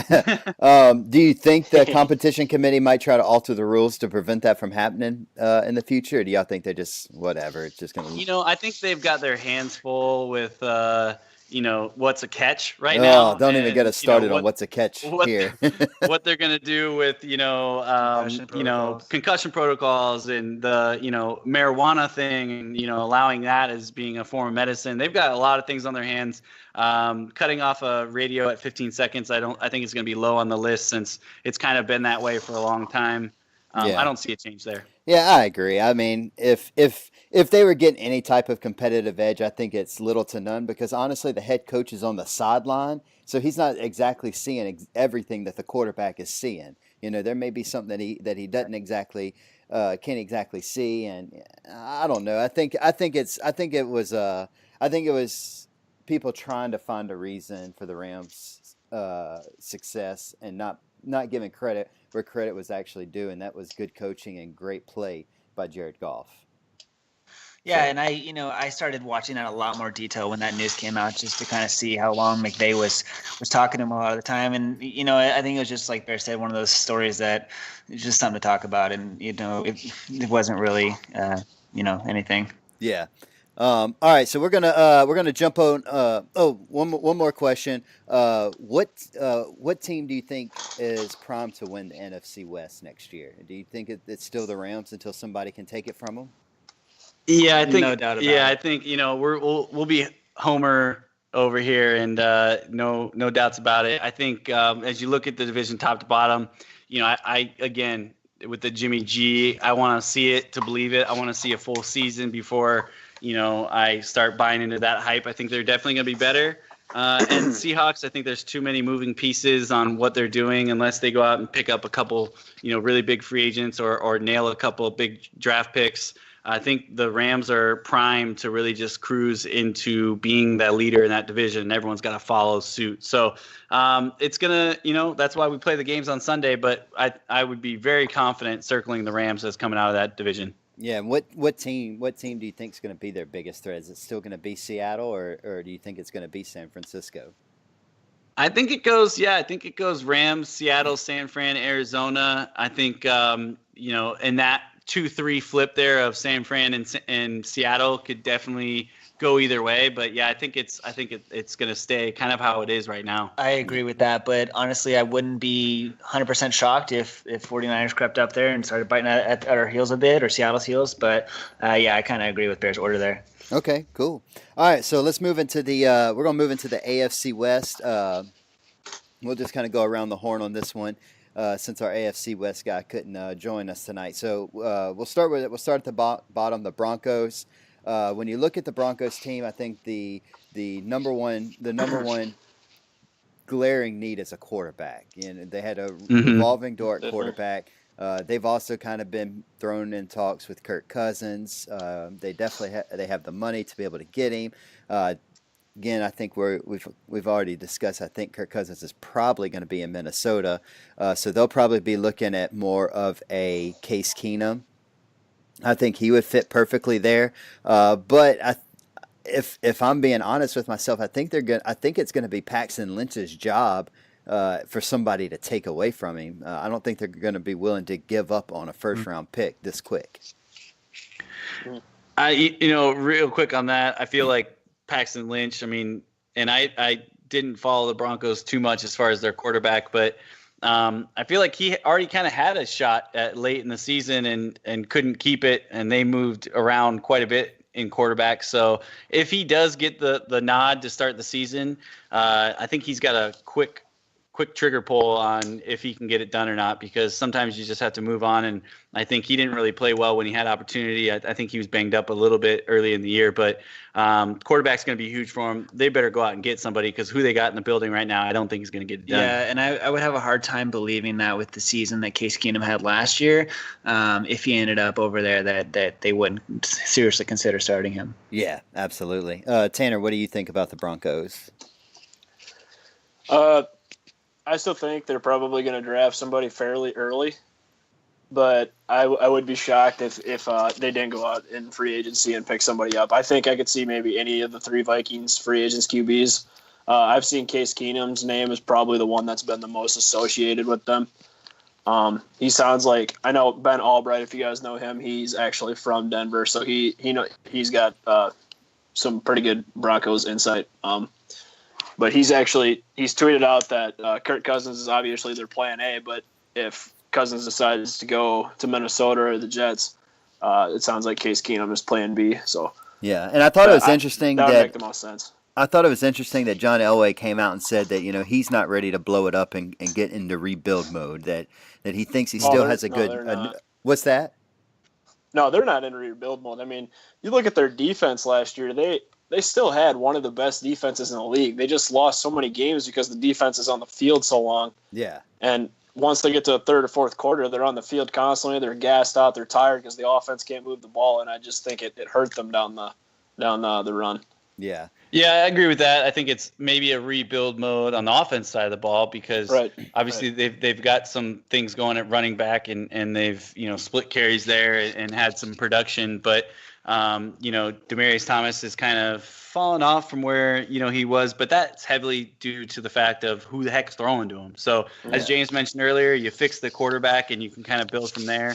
I think that's definitely, if they can get the right guy. And I'm on this thing, and I'm really excited for Case Keenum, because when he was out here, you got to get to know him a little bit, especially even through the hard knocks and everything that they did when the Rams were here. But I don't know. I feel like Minnesota was a nice fit for him, but maybe that's kind of goes into what Denver is. You just mentioned they've got a solid defense, and that's what, you know, Minnesota was set up with, but they also had a killer run game. So maybe that is a good scenario for Case Keenum, but it scares me for Case to go anywhere else right now because he finally got this little niche, and I'm afraid if he goes somewhere else that someone's going to have that quick trigger on him if they go and draft somebody and they bring in Case, and 3-4 games in, he's, you know, 2-2 or 1-3, that they're going to be like, well, maybe you just had one good year and he's done. So Case, I'm kind of afraid really anywhere he goes, but Denver especially. Yeah. You know, that was actually one of the things that was talked about. One of the Vikings beat writers came out a few weeks ago before the franchise tag dilemma went down, but they said that the team viewed Keenum as a backup quarterback that had a magical run this season, which I could obviously see that. So it's really tough to bring him in as a starter, hoping that he can do that again this season. I mean, you're putting a lot of faith in that guy, but it is hard to ignore what he did last season. I think if you put the right weapons around him, I think he can be successful. Yeah. All right. So I guess we'll move into the Oakland Raiders and their $100 million man. What do y'all think about the return to coaching for John Gruden? I'm excited about it. I'm a huge John Gruden fan. When the Rams were potentially looking for, or when they were looking for a new head coach, I kept bringing that name up. I just love his offensive mindset and the way he handles quarterbacks. I'm excited to see what he does with Oakland, and I think it was a solid move on their part. I mean, for interview purposes and sideline cameras alone, I think it's worth it for the NFL. But my big thing is, I was a big fan of Gruden on Monday Night Football, and I know a lot of people couldn't stand him, but you know, for me, I'm like, man, well, Monday Night Football has got a little less exciting for me. But at the end of the day, I think he's better as a coach in this league, so I'm excited to see what he can do, and especially with a transition out to Vegas, it just kind of makes for exciting things in Raider Nation. And maybe I'm not speaking correctly because a lot of Raiders probably, you know, would like him to stay out in California, but I'm good with it. Yeah.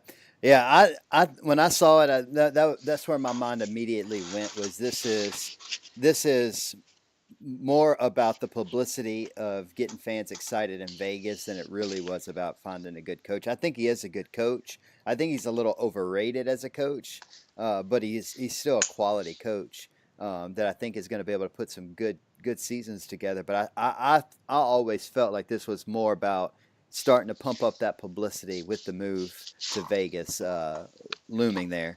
Right, and you got to pump up the publicity with the fan base like the Raiders. The Raiders fans are everywhere, and you know they're still lingering. There's tons of them around here in LA. So you know they're a national team in that sense, and they're one of those teams where you gotta start doing stuff like that. Yeah, absolutely. They definitely have a couple areas they need to address via free agency. A couple of things to note is that John Gruden is very excited about the prospect of working with Amari Cooper. I was always high on Amari Cooper coming out of college, and he's kind of been a big disappointment in Oakland. But John Gruden sounds pretty sure that he's going to be able to turn that around.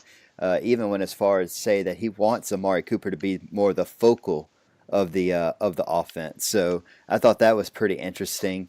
They've got to address their offensive line. They've got themselves a pretty expensive quarterback that they can't seem to protect.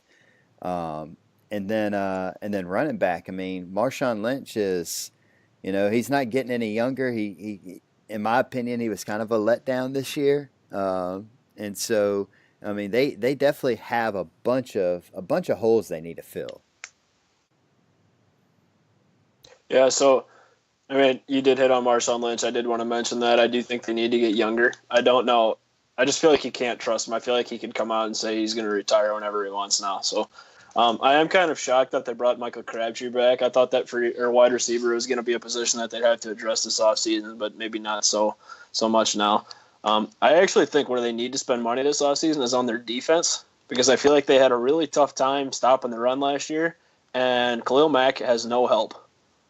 Yeah. And they do have the 10th pick in the draft, and I'd really, really like them to see get Roquan Smith, the linebacker out of Georgia. He's really fast. He's really instinctive, and he's a big playmaker. I think that would really add to their defense beside Bruce Irvin. So. I agree with that. I think that's the draft pick they need to do right there. You're right. I think the offense is going to figure itself out. You got the big time quarterback. Cooper, big time wide receiver.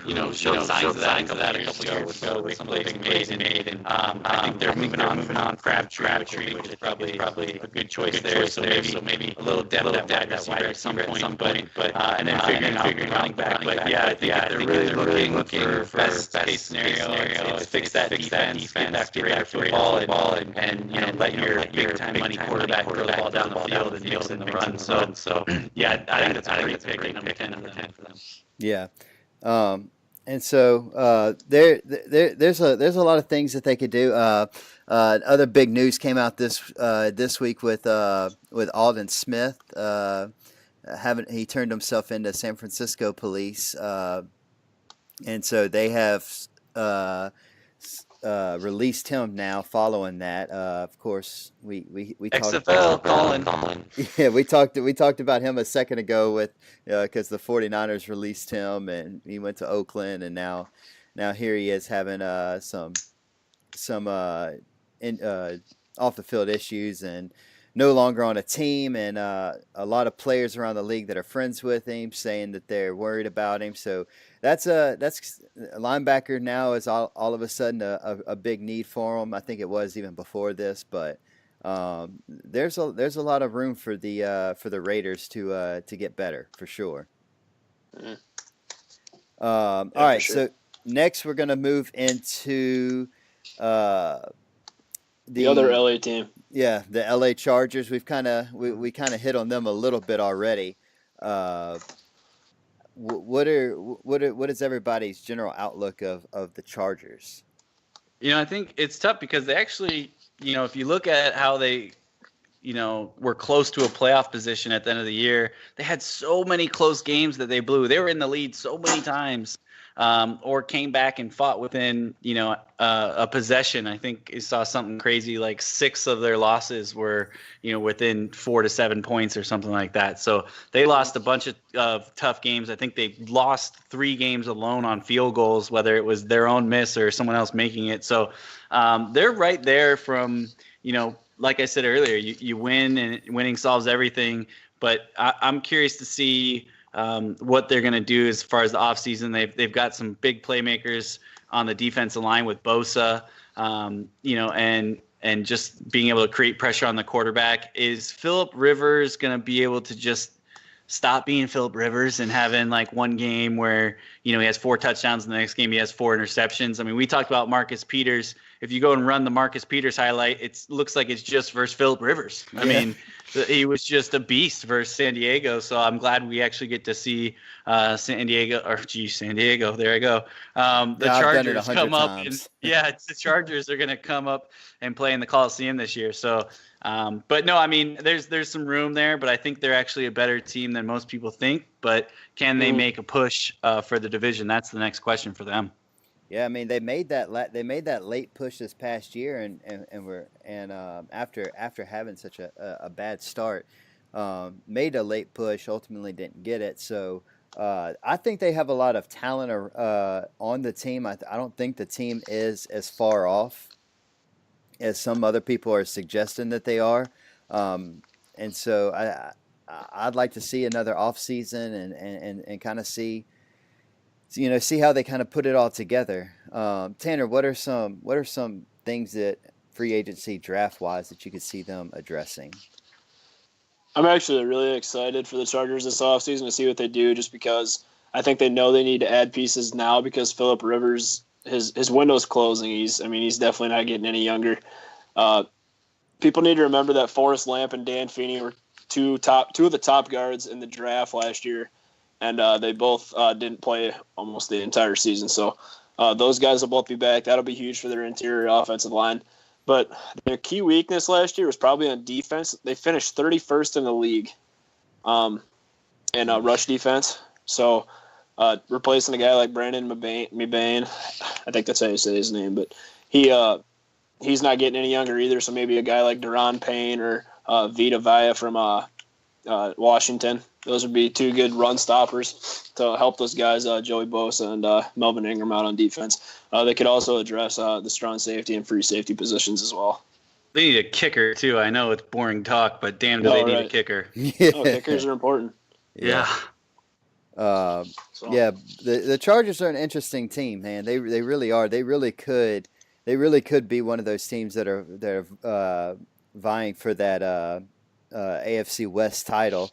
And their biggest competition is going to be the next team, who will just kind of roll right on into the Kansas City Chiefs. All of a sudden, cornerback is a need. I can't imagine why.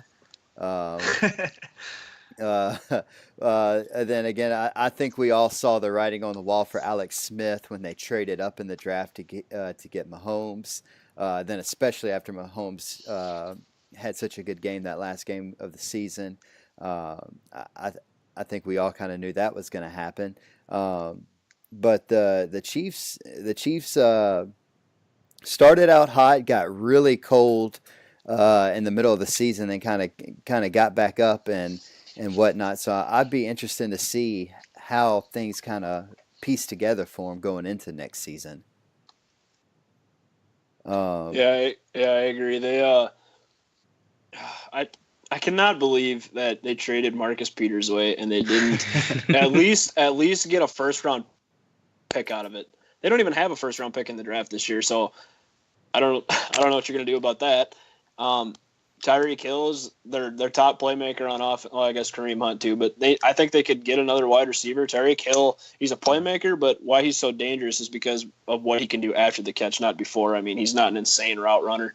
I think they need to get like somebody to go across from him. I'm not really sold on Chris Conley.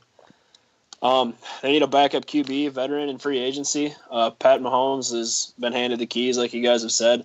But, I mean, obviously injuries happen, so you need somebody that's going to be reliable, especially in that division against those defenses. Real quick, let me throw out a name real quick on backup quarterback who I think would fit their system perfectly. E.J. Manuel. Because I don't think he's going to get a starting job. I think he's done in Buffalo. I don't think he's going to get a starting job anywhere else. He was in LA last year. Oh, not E.J. Manuel. Tyrod Taylor. That's what I meant. Okay. I think he would be a good fit in their offensive system as a backup. I'm not wanting to give him the keys to the car, but the nice thing is, as a backup there, he would come in wanting the keys to the car, and that's what you want in your backup to push your starter. And if you get 6 games into the season, you realize, man, this guy needs some more development. You can go to somebody you can trust. So, and I don't know how keen he is to hang out in Buffalo when they almost tried to get rid of him, mid-season and bench him. So, going to be curious what kind of happens with that in general. So that could definitely be a landing place for him. And I'm agreed. I'm really curious to see, the Chiefs look so dominant at times and then look so bad at times last year. Very inconsistent. Yeah, and what's that going to do with, kind of team chemistry on trading one of their best players on defense, trading, arguably their leader on the whole team, let alone the offense. A lot of guys seem to really support Alex Smith, publicly in the media, and then they just kind of went and traded him. And so they got a lot of people scratching their heads around the NFL. I can only imagine they've got some people in the locker room scratching their heads. So Andy Reid's good in these situations on being able to lead a team, but it's the Andy Reid, that we come to know. He's gotten really, really far, but can't seem to win the big game or get to that next level. So I'm not sure what really we can expect from the Chiefs, but that division, in my eyes, almost how it was coming into the last season, is pretty wide open for who wants to go get it. Yeah, right. Absolutely. Touching up on their defense quick too, they're 22nd in the league in cap space. So if they want to add pieces, I mean, they don't have a first round pick, so they're going to probably have to add pieces in free agency if they want to compete again. Derek Johnson's gone, their middle linebacker they've had for years. That's a spot they got to address.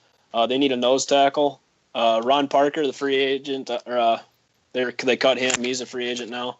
And then you guys, I mean, like we've already said, Marcus Peters isn't going to be back, so they could probably use a corner across from Kendall Fuller too, who they traded for from Washington. So they have multiple holes on defense that I think they need to address too. I wouldn't be surprised if Tamba Hali or like D Ford. I wouldn't be surprised if either of those two guys are let go. Yeah. To free up some cap space. All right, so real quick, we'll all get a say in this. AFC West. If you're just looking at it now, who do you think is going to be the top team going into 2018? Well, with the Chiefs losing a few key guys, like we just talked about, they were 10-6 last year. Biting at their heels is the Chargers. They were 9-7, and kind of how we talked about, they could be one of those teams that just steps it up a little bit going into this next season. So I'm gonna kind of go out on a limb just a little bit and say possibly the LA Chargers could potentially win that division. All right, keeping it in the family. I get it. I can see what you're doing there, big guy. I was kind of close to leaning that way too. I think this is such a toss-up. I'm gonna go back to the Raiders. I think they weren't too far off of last 2 years ago when they won the division and were a big powerhouse. I think bringing in the new head coach and Gruden kind of taking over back that offense, we're gonna find him, as you mentioned earlier, getting Amari Cooper back into it. I think he's going to kind of solidify some things. They're going to make some moves because they know going into, bringing a team to Vegas, they've got to bring a pretty good product. So I think they're going to turn that back around. I think last year was kind of a shock for me how poorly they ended up at 6-10. So I think they're going to, possibly flip the script and be 10-6 coming in. And that division, like we said, I don't think the Chiefs are going to be up there. So it's going to be a winnable division. So I'm going to take Oakland. Okay. Tanner? You know what? It's really hard for me to predict this right now just because Denver doesn't have a quarterback in place. I'm going to say if they go out and get somebody that's fairly serviceable and can be that like tier 2 guy, I think it's Denver's division. If not, I agree. I think the LA Chargers. I think they got a lot of talented pieces in place, and I really like Phillip Rivers. I'm a big Phillip Rivers fan, so I'd like to see him get one more shot at the playoffs before he retires. Yeah. I'm gonna also go with the LA Chargers as my team. I think of all the teams, if you're kind of looking at them, the Chargers and the Raiders are the two teams that look to me to be the most complete teams to be able to vie for that spot. Of course, that could all change depending on who the Broncos get at quarterback and if the Chiefs address some needs. But without that first round pick, that's going to be hard. I'm going to go with the Chargers just because they really turned it on at the end of last season, and really put together. They finished real strong. So, all right. So, James, so you said you had the Chargers as well. What team do you think is going to be the biggest threat to them? Yeah, I'm gonna kind of go with what Bear said and say Oakland is gonna have the sort of year that they had 2 years ago, and I definitely don't think it's gonna be Kansas City. I'm not gonna say definitely, but right now I'm gonna have to lean towards Oakland on that. Okay, and Bear, you had Oakland. Who do you think is going to be the biggest threat to them? Who's the biggest threat? I think it's weird in a sense. I think Denver with that defense and how they can kind of, get back to form of being one of the scariest defenses. If they can figure out that quarterback spot, and it really comes down, you had mentioned, who are they getting there? If they somehow can swing a deal and land Kirk Cousins, they launch right up to the top. If they can maybe make a move, and I know Philly is holding on tight to Foles, but he's another guy that, has got almost, I don't want to say, Alex Smith qualities of sometimes you're just like, how's this guy that good, I guess. So, and he can throw the ball downfield and kind of rebirth that offense. I think Denver can make a push at, putting together, because I think they're a quarterback away from getting close to where they were, a few years ago with that defense. Yeah. All right. And Tanner, who do you have being the biggest threat to the Chargers. Or Chiefs or whoever won it last year, yeah. Definitely Denver. Like I said, the quarterback situation is going to play key. I could see them drafting a guy like Josh Rosen or Sam Darnold, Baker Mayfield. I've also heard that John Elway is really big on Josh Allen too. So, I mean, they had the pieces on offense. Demaryius Thomas, Emmanuel Sanders are really good wideouts. I mean, they have an okay offensive line. Their interior is really good, but their tackles is where they're hurting at.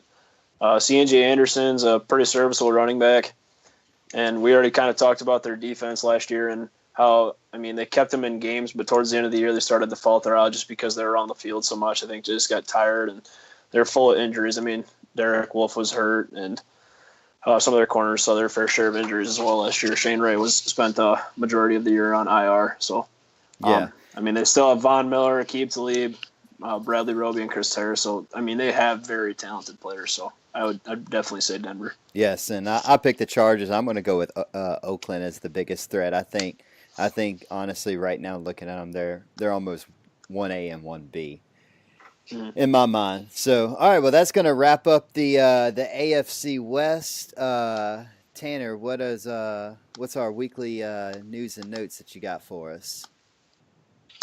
Weekly news and notes. The Bears have released linebacker Willie Young, and they informed quarterback Mike Glennon that he will be released when the new league year starts.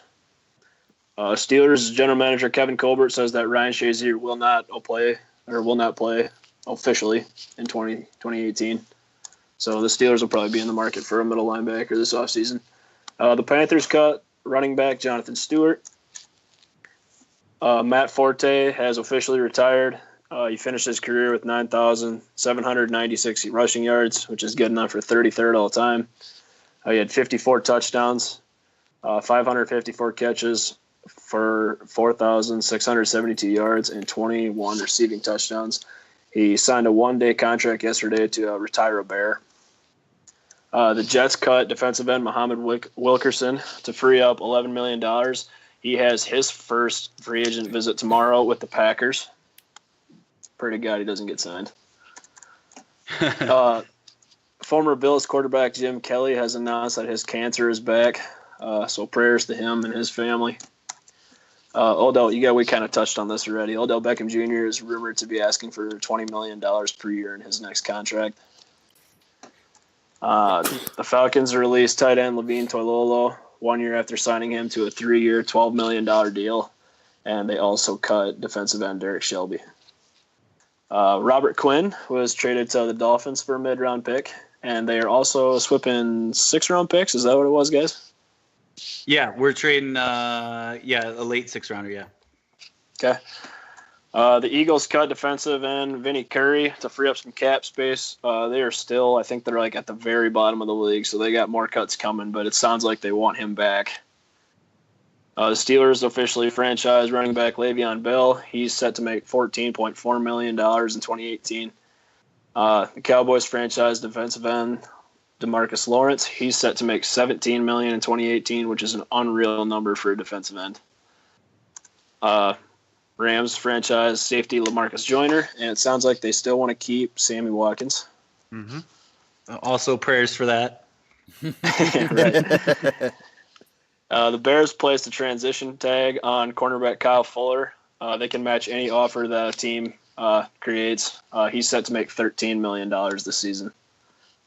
Antonio Cromartie, the dude that's got like 12 kids, is also retired. So he's going to be struggling for child support. He finished his career with 417 tackles, 31 picks, and he will probably be remembered for his 109-yard field goal return.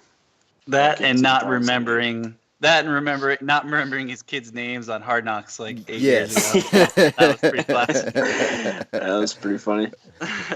A couple more things here. Kicker Matt Bryant has re-signed with the Falcons on a 3-year deal. The Bills signed running back Chris Ivory, so he's headed back to the AFC North or East. I'm sorry. And then today, NFL referees Ed Hockley and Jeff Triplett officially retired. Ed Hockley was in the league for 27 years, and Jeff Triplett refereed for 21 years. I'm going to miss Hockley's Ed son's Hockley. going to be reffing, taking his place. Yeah, that's right. I'm going to miss Ed Hockley, but I guess now. But can he bench as much as his dad? That's the question. No chance. Not a chance. No chance. They're talking about steroids for players. Let's check the refs, huh? Right? It's fair. That's right. All right, cool deal. You got anything else, Tanner, you want to add? The very last thing is the Panthers signed Graham Gano to a 4-year extension. Yeah, for like a crazy amount of money too, wasn't it? Yeah, $17 million. Fucking kickers. Yeah, they're important. That kickers are people too, Chris.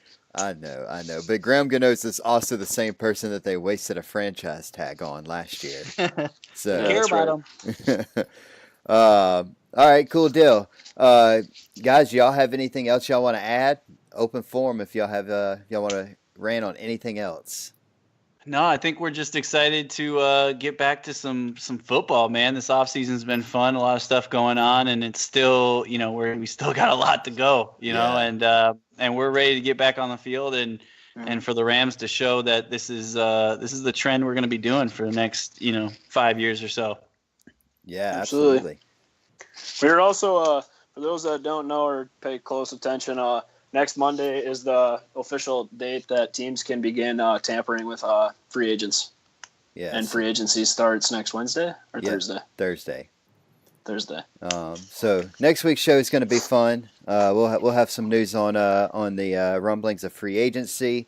Then of course we'll have our big free agency show the following week, and then we'll start our big mock drafts and start our coverage on the draft. So be sure to check us out. You can find me on Twitter at 318ChrisSmith. You can find Tanner on Twitter at purple_post. And you can find us at All Pro Nation, also on Facebook at All Pro Nation, and of course at allpronation.com. And James Bear, you want to go ahead and repeat your Twitter handles and where they can find you at? For sure, guys. Check me out. This is James at JKroger3 on Twitter, at Rams Podcast, Instagram, and Twitter. And then at LA_Rambling Bear and Locked On Rams on Twitter. Check us out. Give us a follow and ask some questions. Yeah, absolutely, guys. Y'all go follow them. They took the time to be with us tonight. Guys, we appreciate it. And please feel free to come back. It's going to be a long off season. We're going to be needing people to talk to. So y'all come back anytime. Open invitation for sure. Appreciate Absolutely. it, guys. Thank you for the insight, guys. Appreciate it. Definitely had a blast tonight, guys. Appreciate it. Yeah, absolutely. All right, everybody. Thanks for listening. We'll see y'all next week. Peace.